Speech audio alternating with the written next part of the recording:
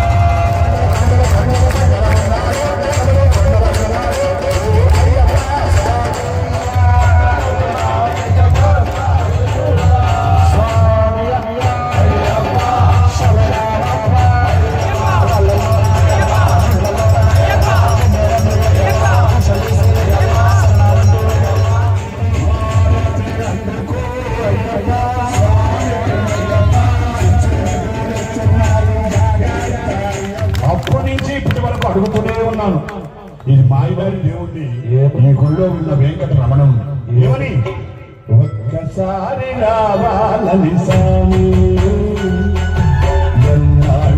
అడుగుతుంది స్వామి, ఒక్కసారి రావాలని స్వామి అడుగుతుంది స్వామి. మళ్ళీ జన్మంటూ ఉంటే హిందూగానే పుట్టమని ప్రార్థిద్దాం. జై హింద్.